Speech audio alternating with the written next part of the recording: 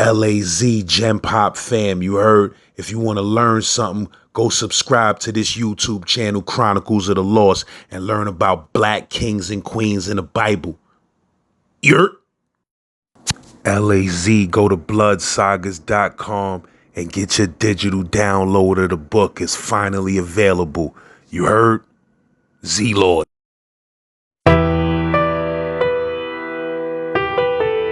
BK Panamami, Brooklyn, Global Storm. Hey yo, if you ain't see that video, BK Panamami featuring Saint Laz, yours truly, it's called Don't Ask. Make sure you go check that. She like, yo, it was her and her sister. Yo, did you hear about what happened to Rodney? I'm like, nah, what happened? She was like, yeah, he got robbed, he got pistol whipped, and this and this and this and this, and everybody's saying that you had it done. I'm like, what? So I get to the crib, I'm trying to call him, he not answering.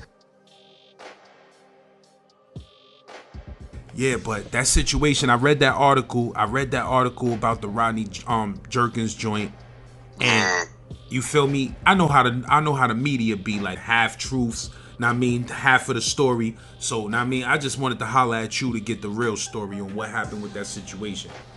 No doubt, man. Well, I was signed to Rodney Jerkins, Rodney Darkchild Jerkins, you know what I mean? And he had a production company called Darkchild. I was signed to him. I was writing a lot of records and helping him out with beats, you know, like bringing samples and stuff like that. And, you know, I performed on a record with Raekwon and Craig Mack, rest in peace, the Gina Thompson remix, The Things You Do. That was like a banger back in the day, you know what I'm saying? So, you know, we was moving and shaking, moving and grooving, you know what I mean? And things started getting funny with the money, you know what I mean? Like I wasn't getting compensated right for my work, I felt, you know what I mean? And, you know, I used to come to him like, you know, Rod, what's up, man? You know what I mean? Boom, you ride around in Benzes and big mansions and this, and you know, I'm in the hood, you know what I mean? Like, so I'm like, yo, what's going on? You know what I mean? Like, different records I wrote. I performed on Immature's album with Marcus Houston and all them. Brownstone, I don't know if y'all remember them. I got records I'm rapping on with Mace, Lil C's, Peter Guns, that's on Love and Hip Hop now. You know, different things. Wrote on records that when Shaq had a label, you know, the basketball player Shaq, he had a label. So I'm writing on all these records and stuff, and he was kind of like giving me crumbs. So I'm kind of like, yo, what's going on? You know, just asking him questions or whatever, to the point where my mom, we was about to lose our crib or whatever like that. And I'm telling him, you know what I mean? Like, yo, I need that bread or whatever. All right, I got you. And it just kept, you know, taking long.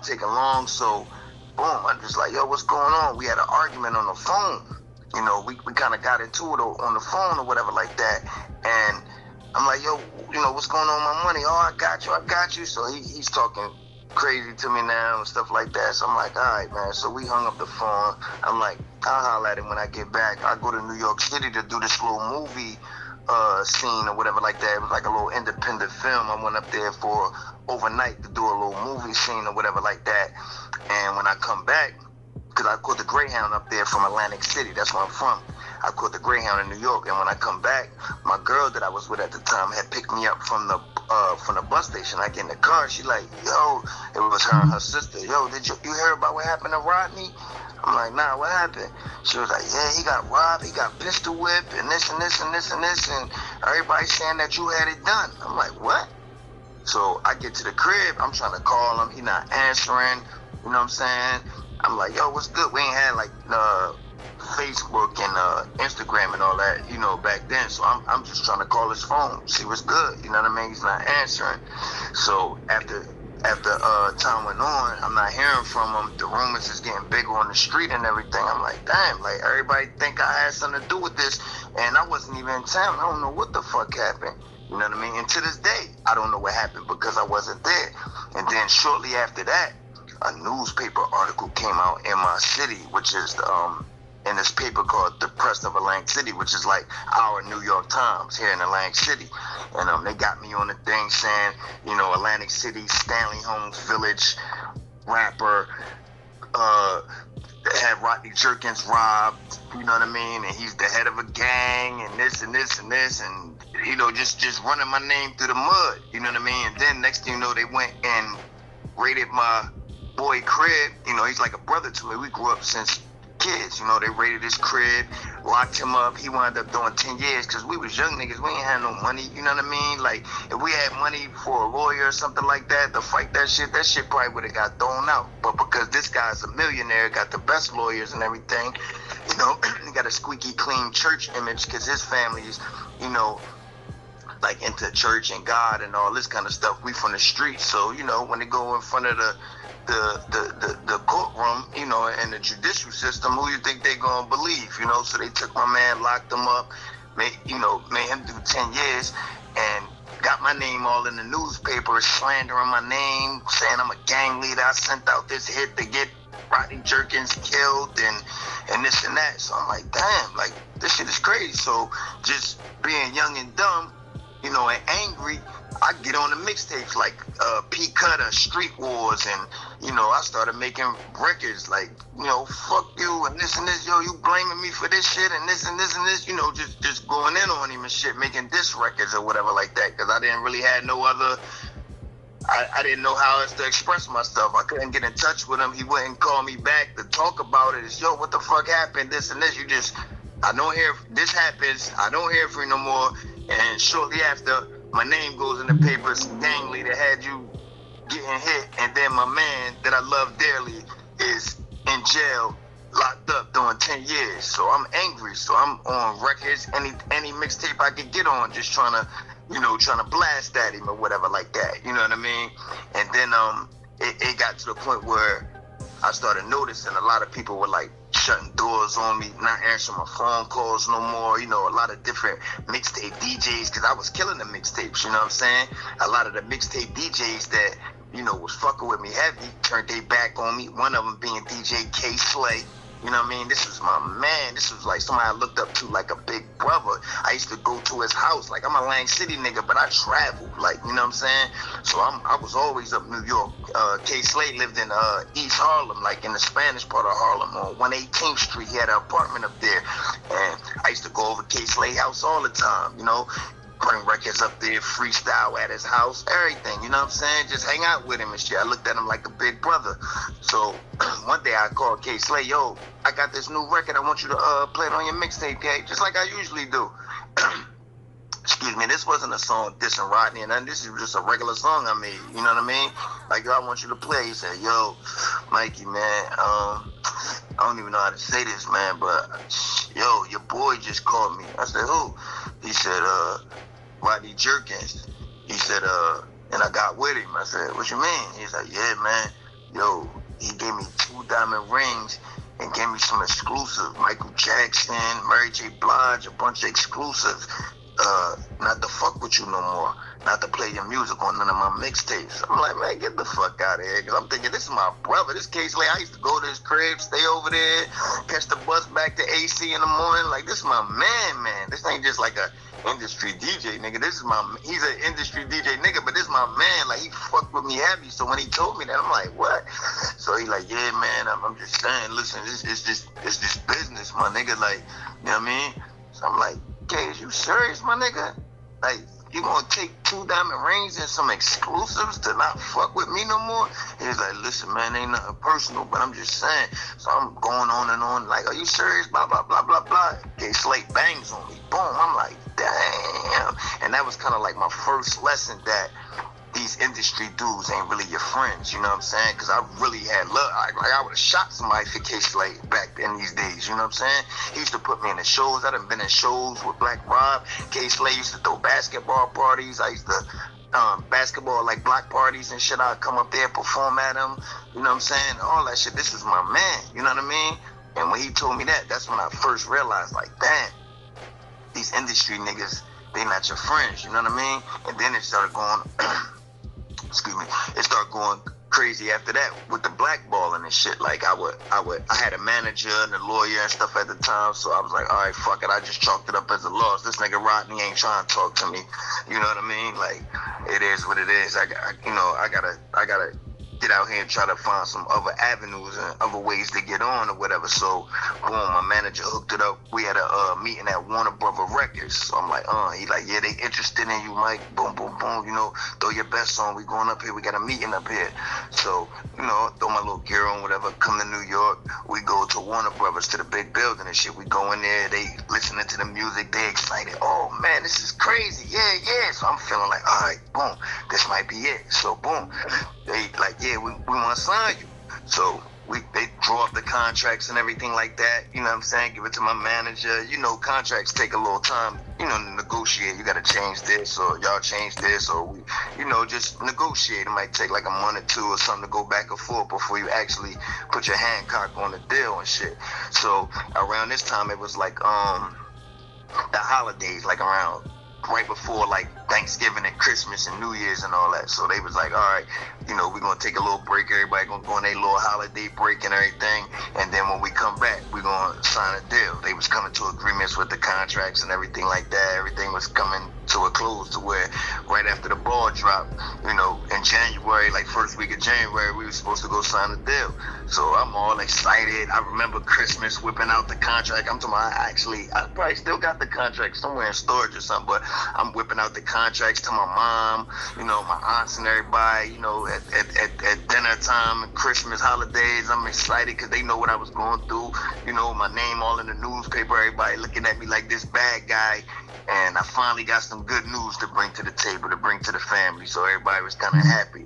Man, my manager called me one day and was like, yo, Mike, they changed their mind on the deal. So I'm like, damn, what happened? You know what I mean? And he was like, I don't know, man. They didn't really have a reason. They just decided to go with other options or whatever like that. So then through the grapevine, I started hearing about Rodney's dad going around the industry saying, man, this guy, and he tried to kill my son and this. He'll never work in this industry again. You know what I mean? And it kind of been rough ever since. You know what I mean? Like a lot of people turned their backs on me, you know, shut doors on me and stuff like that. So it's just been like, damn, you know, I've been getting my little, you know, sneaking through the back window or coming through the back door, whatever like that.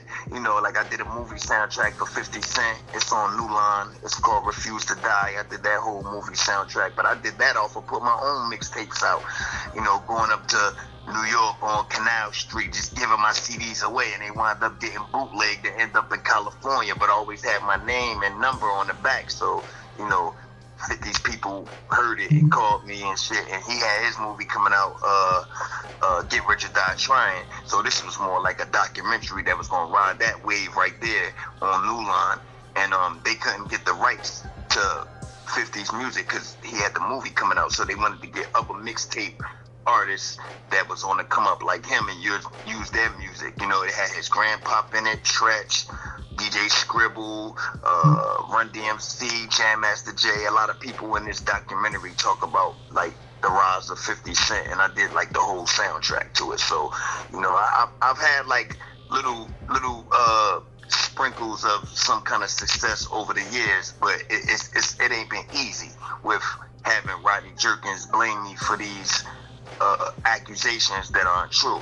And to this day, I don't know what happened. I wasn't there. All I know is me and him had an argument on the phone about some money. I leave out of town. He gets robbed or pistol whipped or beat up or whatever at a barbershop. I come back in town. Everybody's blaming me. Shortly after that, it comes in the newspaper. I try to reach out to him to talk to him, find out what the hell's going on. Never could get in touch with him again. And after that, everything was kind of like downhill, you know what I mean? Let me ask you this though, bro. Like this story is breathtaking, my nigga. Like, you feel what I'm saying? And it's so deep that it's fucking with me. But man. Let me ask you this. Anything. When y'all had an argument, like, was it buzzing around your clique that y'all was beefing that would probably maybe incite a motherfucker to want to do something? Or do you think that shit was completely, totally unrelated to anything you had going on with Son? That, I don't know, man, because, I mean, it was people at my house, but I was upstairs, you know what I'm saying? I was upstairs in the room when I went to go go talk to him, because anytime I did business with Rodney or had to talk to him about something, I would go like in another room or something like that. So I don't know if somebody overheard it or overheard me talking like, yo, man, this guy got to give me money, or somebody close to me or whatever like that. I don't know. I wasn't there. You know what I'm saying? But it happened. You know what I mean? So that question I can't answer. You know what I mean? Now, if you want to ask my opinion, I don't think it had anything to do with any of my peoples. You know what I mean? But I wasn't there. You know what I mean? I was in New York when the whole situation happened. And you said this happened in Jersey? Yeah, right outside of Atlantic City. I'm from Atlantic City, but it's like surrounding towns. Like I guess you know how, like New York got boroughs, Queens, Brooklyn, Bronx, or whatever. This happened in a place called Pleasantville. So it's on the outskirts of Atlantic City. It's not actually in the city. You know what I mean? And that's where he's from, Rodney Jerkins. Yeah, Rodney Jerkins is from a place called Pomona. It's a little bit further out. It's all the Atlantic County area, but he's not from the actual city. So you know let what me I mean? ask He's you, from the out surrounding areas. Was he moving around those surrounding areas with heavy jewelry and things of that nature already? Yeah, that's what I'm trying to say. So it could have been anybody just trying to rob him. You know what I mean? Yeah, because like I'm just saying, big Benz is on. That's what I was trying to tell you. The money was about, because I'm starving and you riding around jeweled up, mega 3-4 different luxury cars, big house, which is cool. I'm not a hater, but I'm saying, like, if I'm supposed to be an artist and I'm doing all this work for you, writing your raps, helping you with beats, bringing you samples for Mary J. Blige album and different albums and stuff like that. Damn, hit me over the little something to make sure I'm living good. And you know I'm from the trenches. You know, a lot of these rappers talk about they from this and this, but everybody tell you I'm from the most murderous hood in my city. So I'm like, man, I just want to live a little bit too. It's crazy being at the studio. I'm in there with him and superstars and shit. And then after the trip is over from the studio, I'm right back to the hellfire. You know what I'm saying?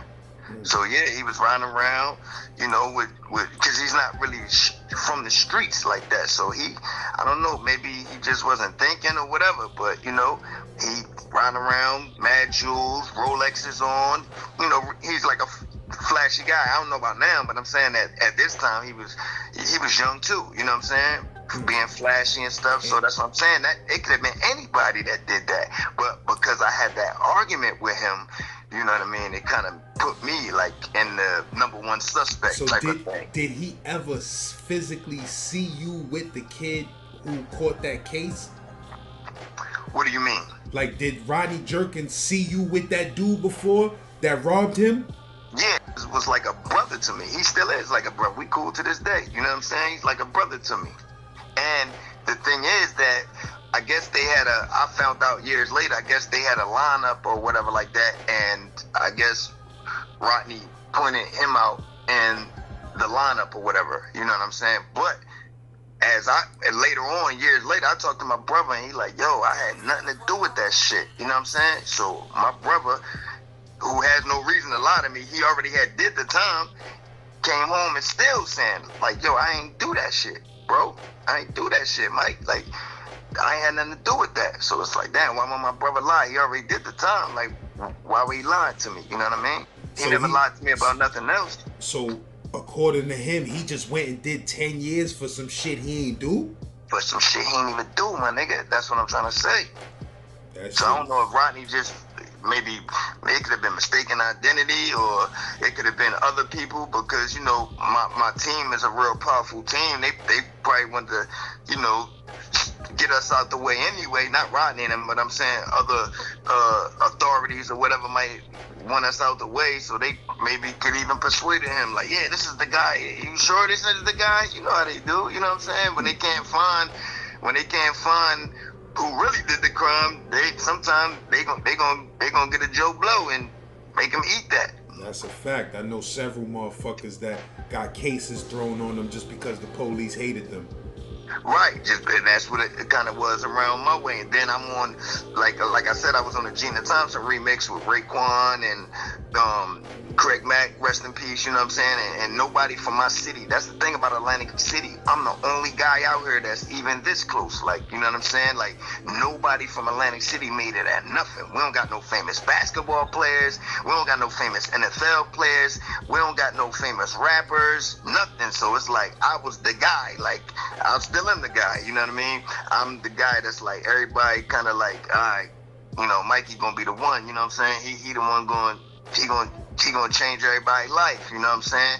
And prior to that, you know, I was in the streets doing my thing, so, you know, a lot of the police probably, they wasn't our biggest fans, you know what I'm saying? So by me having an argument with them, it's like, yo, maybe this guy has something to do with it. And if they can't find the real person that did it, then they're going to pin it on somebody just to make him and his family happy. You know what I mean? Even if it comes to where it's in a lineup and he might say, I'm not sure. And the police might even persuade you, no, this is the guy, or whatever the case may be. You know what I mean? And, you know, just to get somebody locked up for that crime. Police because it was, like I said, it was all in the newspaper. You know what I mean? So the pressure was on to find who did it. Yeah, it could have been a case where police told him that he, like you said, like he might have not even knew who the fuck did what, and niggas told a nigga like, yo, police like yo, it was him. Right, that's what I'm saying. I've seen cases like that too, where the guy might be a little unsure, maybe it was dark out or something, and you know, the police kind of persuaded the guy to say, this is the guy. Like, hurry up, pick somebody so we can close this fucking case and put it in the paper that we got him. Well, you know what I mean? Like, I've seen shit like that happen many a times, and like I said, we wasn't the most favorite liked people by the authorities. You know what I'm saying? So, shit, let's get these guys off the street, or let's get one of them if we can. You know what I'm saying? But like I said, the thing that was weird about that, they got my name in the paper saying I did all this and did all that, but no detectives ever came to talk to me. I never got interviewed, questioned, interrogated, or nothing. They just put my name in the paper, slander, everything. I even went as far as, like, my aunt was like, come on, you gotta go get a lawyer. You know what I mean? You should have sued them. You should have sued them. I know, but check this shit out. We went to lawyers and everything, but because he had so much money, you gotta think this guy's doing all the big records. He's a big producer at the time. I'm talking about the paper, the newspaper. You should have sued their ass, because that article, that's slander. If they got the story wrong, that's slander, and that could have potentially ruined millions of dollars for you. That article. So them niggas need to get sued. Real talk. You're right about that. You're right about that, man. I didn't think about it at the time. Like I said, I'm young. You know, my family is like, you know what I'm saying? Like, they all over the place with it and stuff like that. So I wasn't thinking. I was more thinking, I'm going to sue him for slandering me, and I want to go see lawyers and stuff like that. And the lawyers was kind of like even scared. You know what I mean? Like, basically, like, I ain't had no money like that at the time to fight him. You know, you, like, right now, you say St. Lads, if you go up against and try to fight YouTube, it might be hard for you, because YouTube got lawyers. He might send his lawyers. He might send his lawyers at this YouTube page for this shit. But you see what I'm saying, though?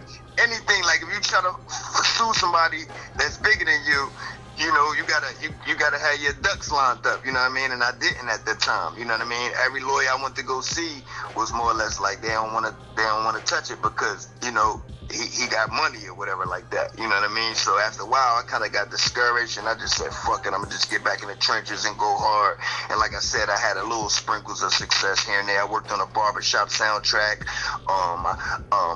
Ice Cube's movie, The Barbershop. I produced for Ghostface Killer on his Bulletproof Wallets album. I did a song called Love Session. So, you know, I'm not Puff Daddy or nothing, but just little by little, you know, God will give me little blessings here and there, I guess, just to, you know, help me keep my faith and stuff like that. Because there's been a lot of times I'll be like, man, fuck this music shit, you know what I mean? But like I said, I'll get little sprinkles of blessings or whatever like that. And as time evolved, new mixtape DJs started coming into play, and I said, man, fuck all them old niggas like K Slay and all that. And I started getting with the newer, younger DJs that was hungry and didn't give a fuck about that shit, and kept blazing the mixtapes and stuff like that, you know what I mean? That's a fact, bro. Yeah, this shit is a crazy story, man. It's been like man, it's been a long journey and stuff like that. And I kind of like kept as far as like the story, I kind of was like, man, I was over it or whatever like that. But my older cousin was like, man, you need to get out there and tell your story, man. You know what I'm saying? Like, and to this day, he's still blackballing me. You know what I'm saying? If I go right now and go to Def Jam and try to do a deal, and him or his father get a whiff of it, they gonna call up there and shut it down. They made it their lifelong business to make sure I never succeed in the music industry. You know what I mean? So I just be like, damn. But my cousin was like, man, you gotta put your story out there. It's a lot of people that don't give a fuck about him no more and know your talent. Cause I'm not just a rapper. I rap, I make beats, I write R&B songs, I can act in movies. I'm multi-talented. You know what I mean? I'm like a self-contained type of dude. You know what I mean? You could just drop me in the studio with an engineer, and I'm gonna have bangers for you. You know what I'm saying? I don't need nobody. I don't gotta get no beats from nobody. I'm a beast on the MPC. Like everything is all inside me. You know what I mean? So my cousin like, man, start telling your story, man. All these vloggers and all these podcasts and stuff, start reaching out to some of them and telling your story. I was like, you think so? He was like, man, I'm telling you, man, it's gonna be one real nigga out there. And he always used 50 Cent as a example. He's like, yeah, everybody blackballed 50 after he got shot. All it took was one nigga, Eminem, and look what happened. So that kind of inspired me and shit, because I met 50 and everything, you know what I'm saying? Hung out with him, Yayo, Banks and all that. Like, anytime the big rappers come to Atlantic City, they always get me to open the shows. I opened up for Nas, I've opened up for Fabulous. I mean, you name them, I done opened up for them. They come down here to Atlantic City to do the shows, you know what I'm saying? And you know, I get to meet them or whatever like that, you know what I mean? So my cousin like, man, just start putting your story out there, you know what I mean? And it's gonna be one real nigga that's gonna come snatch you up, and it's gonna be over, you know what I mean? I could definitely see you in a major film production, my nigga. Like, you feel what I'm saying? Thank like, you, my nigga. Yo, real talk, like, you know what I mean? And I heard your music is crazy. You feel what I'm saying? Like, word, man. I'm a testament of it myself, that if you just don't give up and you keep going at this shit, eventually everybody number plays, my nigga. That's what's up, man. Everybody that means a lot to me. Last word, man.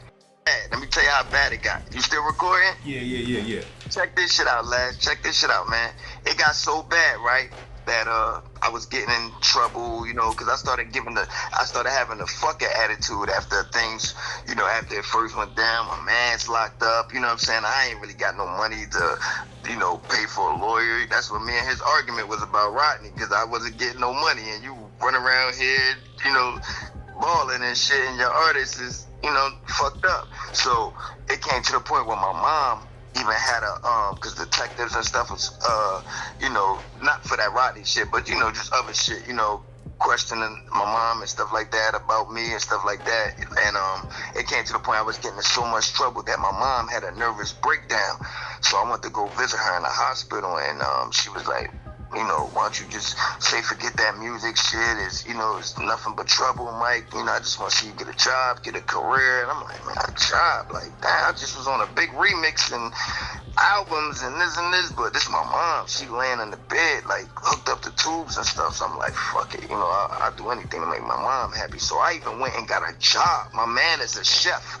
And he was a chef at this restaurant, and he knew what I was doing in the streets and stuff like that, you know what I mean? So he got me a job at this restaurant. It's like a high-end rich restaurant. Check this shit out. I'm in a restaurant working, like, damn, mind you, I'm on top of the world, hanging out with superstars, this and this, you know, and, you know, chilling with Dr. Dre, you know what I mean? Chilling with Puff and Biggie and all these niggas through Rodney, just hanging out in the studio, to now it's like, damn, everything happened, I'm fucked up, right? So I go get a job, because my mom just, you know, that's, you know, mothers, they don't really know too much about the music. All they know is the stuff they write about me in the newspaper. It just seemed like trouble to her. So I said, all right, I went and got a job, my nigga.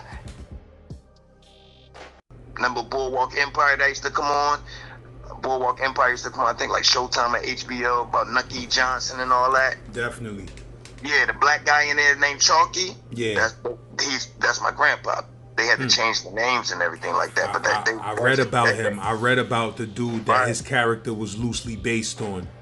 He was based on my grandpa, like my real grandpa. Not that grandpa that I didn't know. I'm talking about grandpa that I lived with, that raised me. I wiped his ass when he caught Alzheimer's and made sure, like my grandpa. You know what I'm saying? That. Alright, so boom, check this out. So mom's had the nervous breakdown and was in the hospital. I went to go see her, and she like, you know, the music is trouble, Mike, and this, you know, I just want to see you get a job, baby, get, you know, something with some benefits where, you know, that I know you're all right. You know what I mean? So I'm like, all right. So my man was a chef at this high-end restaurant. I'm talking about only rich people can eat here. You know what I mean? This ain't no motherfucking McDonald's, or this ain't even Red Lobster. This is some old high-level shit, right? So my man get me a job there. He's a chef. And he went to school for that shit, culinary school and all that. And he from the streets too, but he changed his life and became a chef. And he's a chef at a high-end restaurant. Got me a job. I'm a bus boy. I don't really have no experience and all that. So I'm a bus boy. So I'm in there working, you know what I mean? I wasn't really feeling it, but it was something new. There's a couple bitches worked in there I'm fucking with and shit like that. So I'm like, it's all right, you know what I mean? And after work, I'm back on the block anyway, so it's like, all right, I do this just to make my mom happy. One day I'm in there, right? I'm working. Motherfucking Rodney Jerkins' brother named Freddie Jerkins came in there to eat. Mind you, this is where rich people go, so they rich. So they came in there. Now I'm like, damn, his brother came in there, see me working in there, and was like, oh, okay. You know what I'm saying? Like, all right. Don't you know he went to the manager of the restaurant and had me fired? I don't know what he said to him or whatever like that, but they rich. So, you know, you got rich people coming into your restaurant, spending mad money, tipping everybody and getting big meals and stuff like that. I'm just, I'm expendable to this restaurant. They don't give a fuck about no little bus boy. So I don't know what he said to the manager, but all I know is shortly afterwards, I was fired. You know what I mean? And he gave me that little grin looking like, nigga, we on you. Like, no matter what you do, you can be working at McDonald's. So if we find out, nigga, I'm coming here to get you fired, like, for what you did to my brother, which I didn't even do. You know what I'm saying? So it's like, damn, I just been getting the short end of the stick through this whole thing. So, you know, hopefully, man, a real nigga out there that ain't scared of his power in this industry or whatever like that, you know what I mean? See the talent in me, take a look at me and see like, damn, this guy got it, you know what I'm saying? I don't got no kids, I'm ready to go. I do my own beats, I write my own rhymes like I write for other people, rap and R&B. Like, it's just like, some people see me make beats and they be like, God damn, you a genius, my nigga. Like, I ain't even toot my own horn, I'm talking about what other people say, you know what I mean? So they know that I'm not on because of my talent. You know what I mean? People know the reason I'm not on is because of this Rodney Jerkins situation. And this happened years ago. But to this day, if I go to motherfucking Atlantic Records tomorrow and they want to sign me and Rodney and his family hear about me about to do a deal with them, they will call over there and say stuff like, man, you don't sign this guy, he's a real gangster and he tried to get my son killed, or he tried to have me killed and murdered and this and you know, no matter how talented you are, some people don't want to deal with that kind of drama, you know what I mean? So they might when they're gonna deal. This has happened numerous times to me. You know what I mean? That deals have got shut down, doors have got shut in my face and stuff like that because of what happened to him. You know what I mean? And my cousin's more like, man, fuck that shit. This is a new day now, man. Like, he ain't even as hot as he was no more. He did Michael Jackson album. That shit flopped. Like, you know what I mean? So I got people around me that still like motivate me and push me to keep going. Cause at one time I was like, man, fuck this music shit. You know what I'm saying? Like, I'm already a legend in my city with music or without music. You know what I mean? To this day, I go to the supermarket or I'm at the Walmart. I got people, let me take a picture with you, Mikey. Like, I'm just a real live legend. I know everybody say they this and that in their city, but it would take for you to come out here and to see like, God damn, nigga, they treat you like you Jay-Z. Or they treat you like you King Joppy Joe out this motherfucker. Yeah, because I'm really a good guy. You know what I mean? I've done things for the community. We done went around and fed the homeless, and it's numerous amount of things that I've done without being rich like these guys. You know what I'm saying? Just out of the love for my community. You know what I mean? I'm the type of guy I can pick up the phone right now and call a mayor of my city personally, not his office. I'm talking about I call his cell phone. You know what I mean? So I'm just a real stand-up guy, and I treat people well, man. I'm good to others, you know what I'm saying? I don't walk around like I'm the biggest tough guy. It ain't that scares the people away. It's just, you know, it's just the things that happened in the past that I got blamed for that makes people be like, damn, you know what I mean? I can't fuck with this guy. Or a lot of people that have never met Rodney, you know what I'm saying, they might want to work with him in the future, and they feel like, damn, I know Mikey hot. If I work with Mikey, I'll never have a chance to work with this guy or whatever like that.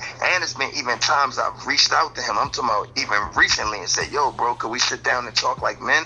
Like, could we put all the shit in the past? Times have changed, things have went on, let's talk like men. He said, oh, we cool, but I don't want to talk. And shit like that, you know what I mean? Like, damn, how you not man enough to, you ruin somebody's life, accusing of something that they had nothing to do with.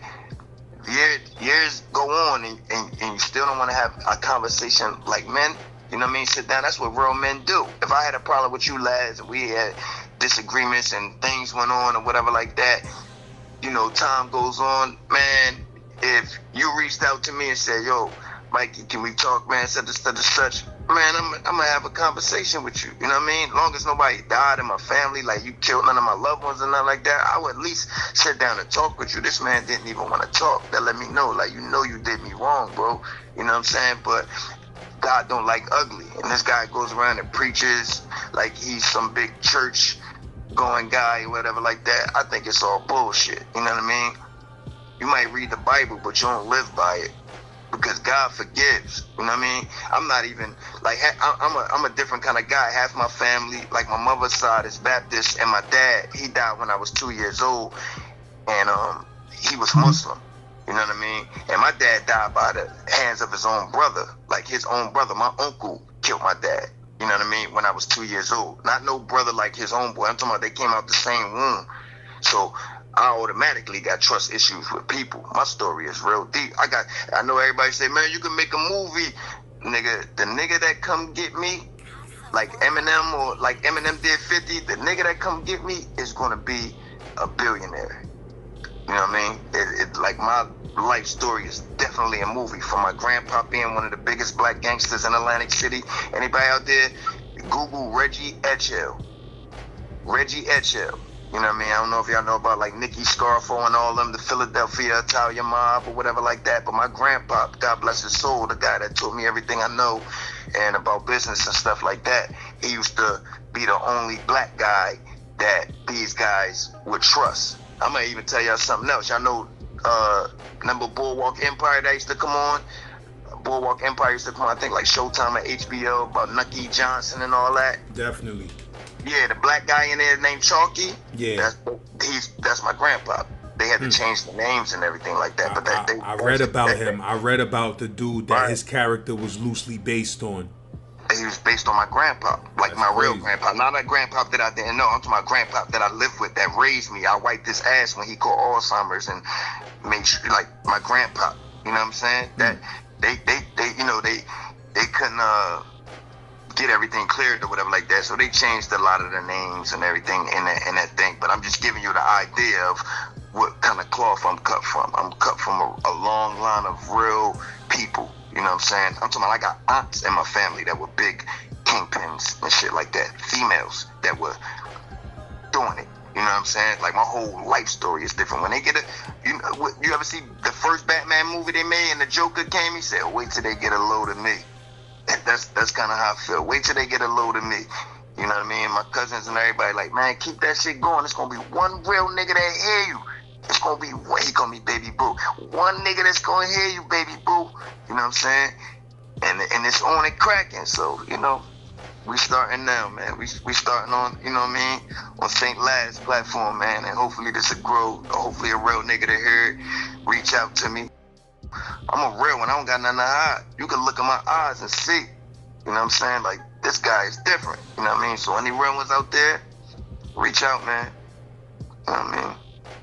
And that's basically the gist of that story. You know, I got blamed for something that I didn't do. You know what I mean? This guy running around with jewelry on, flashing cards, this and this. Happened to go to a barber shop gets robbed and pistol whipped.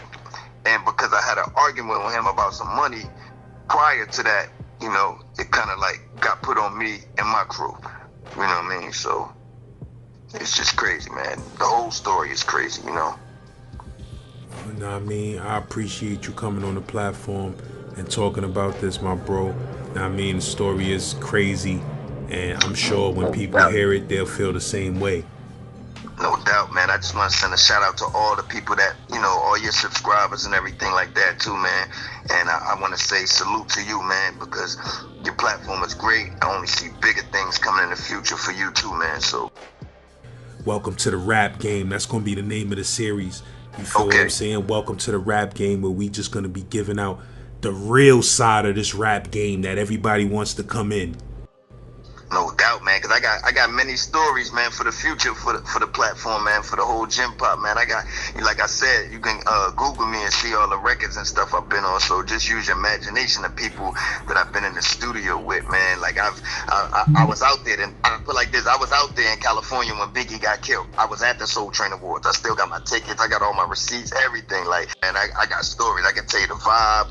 I mean, when Biggie walked on stage, I was sitting next to Mace. The whole award show, I was sitting next to Mace. It was like my first time at an award show. 112 was sitting in front of me, and Mace was sitting right next to me on my right, and my boy Jaffe was on the left of me, and Biggie walked on stage. Now I'm from the East Coast. I'm like, Biggie. When Biggie walked on stage, everybody just booed that nigga. And I just looked at my boy, and I just seen Mace's face. Mace was looking like, oh shit, you know what I mean? 112, they was all whispering to each other and shit. Like, man, I got some stories for you, man. I done chill with Dr. Dre, all these guys, man. So we're gonna say these stories for the future, man. Just King Michael, man, aka Mike Nitty, man. Just stay in tune, man. I'm gonna be coming on here with Laz, man. We're gonna be LAZ Gem Pop fam, you heard? If you want to learn something, go subscribe to this YouTube channel, Chronicles of the Lost, and learn about black kings and queens in the Bible. You're LAZ, go to bloodsagas.com and get your digital download of the book. It's finally available. You heard? Z-Lord.